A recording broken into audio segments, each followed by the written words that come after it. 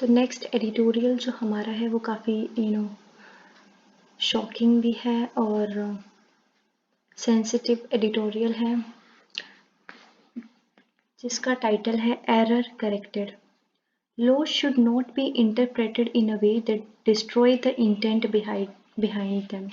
तो लॉज को हमें इस तरीके से इंटरप्रेट नहीं करना चाहिए, मतलब हमें ना लॉज के अंदर लूप होल्स नहीं ढूंढने चाहिए। लॉज को इस तरह से हमें इंटरप्रेट करना चाहिए कि ये लॉ क्यों बनाया गया है, उसका जो इंटेंट है उसको डिस्ट्रॉय नहीं करना चाहिए while interpreting the law. The Supreme Court has done well to correct an egregious मतलब shocking error of interpretation committed by a judge of Nagpur bench of Bombay High Court in holding that sexual assault of a child victim would require skin to skin contact. तो recently क्या हुआ था, Nagpur bench के जज का judgement आया था जिसमें उन्होंने एक चाइल्ड विक्टिम जो कि सेक्सुअली असोल्ट की गई है उसको उस केस में उसने बोला कि स्किन टू स्किन कांटेक्ट नहीं है, इसलिए इस चीज़ को सेक्सुअल असोल्ट नहीं माना जाएगा। तो ये जो ग्रेव एरर है, शॉकिंग एरर है जो कि नागपुर बेंच द्वारा हुआ है, सुप्रीम कोर्ट ने इसको करेक्ट किया है। It has set aside two judgments that acquitted two offenders against children from graver charge of sexual assault even while sentencing them to short prison terms for lesser offenses. इसकी वजह से क्या हुआ है कि जो दो ऑफेंडर्स हैं इस केस के अंदर, who are charged with sexual assault, मतलब जिनको सेक्सुअल असोल्ट के अंदर चार्ज करना था उनको किसी और लेसर ऑफेंस के अंदर चार्ज करके शॉर्ट टर्म का शॉर्ट प्रिजन टर्म दिया गया है। तो सुप्रीम कोर्ट ने ये जो जजमेंट है इसको चैलेंज किया है। सुप्रीम कोर्ट ने कहा है कि लॉज को इस तरह से इंटरप्रेट नहीं करना चाहिए कि जो इंटेंट है लॉज का उसी को डिस्ट्रॉय कर दिया जाए। High Court has construed Section 7 of the POCSO Act pertaining to sexual assault on children in such a way that it concluded that the acts for which the accused were charged did not amount to sexual assault.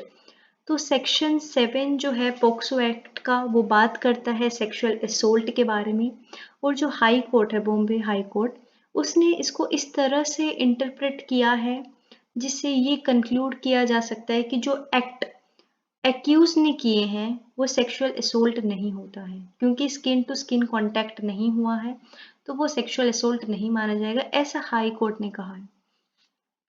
The Attorney General of India took the initiative to challenge these two verdicts. तो Attorney General जो India के हैं उन्होंने इनको challenge किया।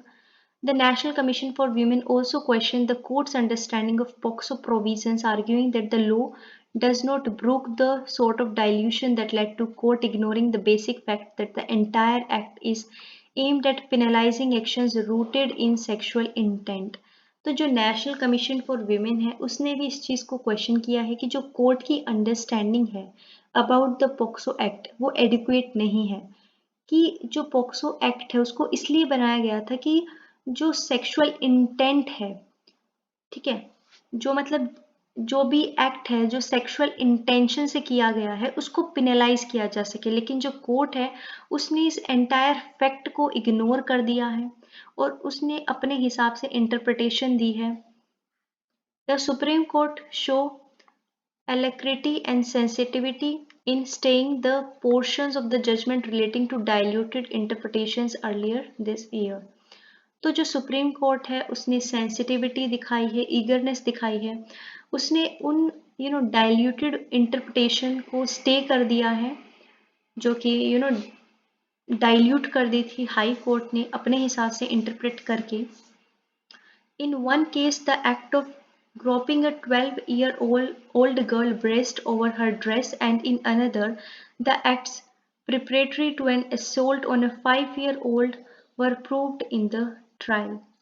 तो यहाँ पे एक 12 साल की बच्ची है जिसको सेक्सुअल इंटेंट से टच किया गया बट ओवर हर ड्रेस, तो हाई कोर्ट ने कहा कि स्किन टू स्किन टच नहीं है तो सेक्सुअल असोल्ट नहीं माना जाएगा। और एक और केस है जिसमें 5 ईयर ओल्ड के साथ असोल्ट करने की कोशिश की गई है.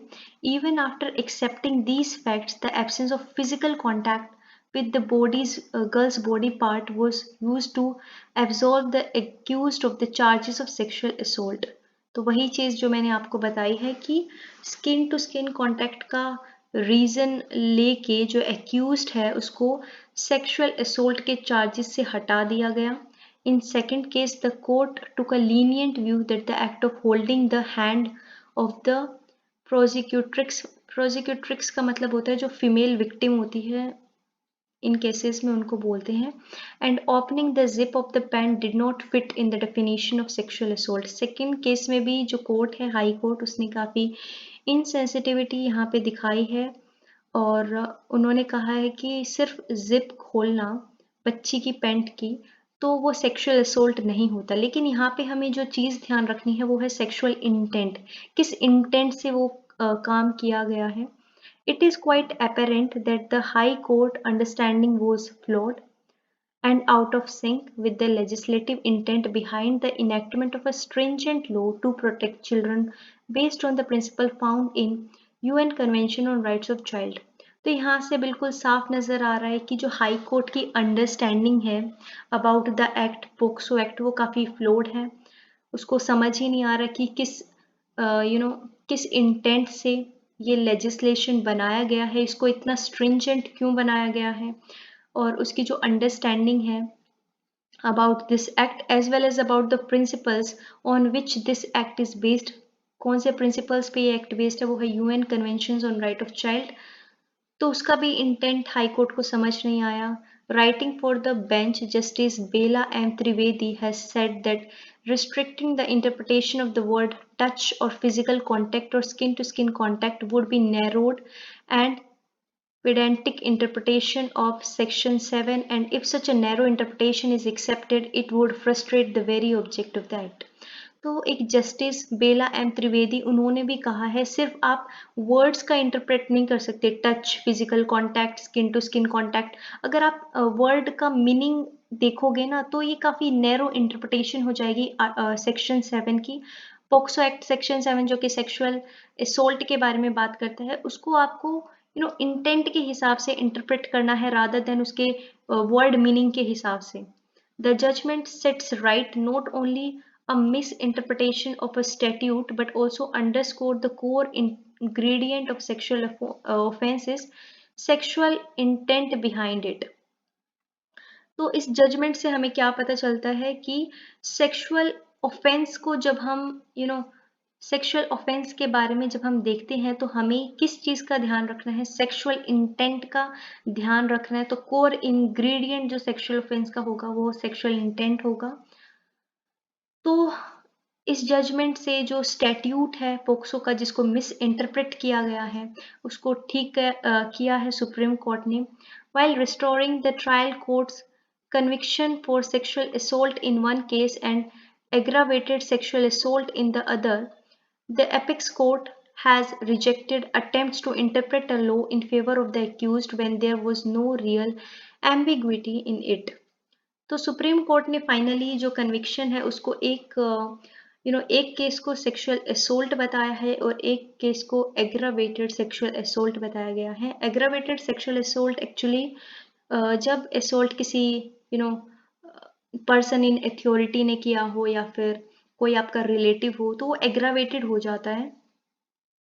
और जो भी एम्बिग्विटी हाई कोर्ट ने दिखाई है इस केस में जहाँ पे ज़रूरत भी नहीं थी उसको ठीक किया है हमारी एपेक्स कोर्ट ने. And in any case justice S Ravindra Bhatt has pointed out in his concurring opinion, an interpretation should not be destructive of the law intention. तो हमारे जो जस्टिस एस रविंद्र भट्ट हैं उन्होंने भी कहा है कि इंटरप्रिटेशंस ऐसी नहीं होनी चाहिए जो लॉ की इंटेंशन को ही डिस्ट्रॉय कर दे.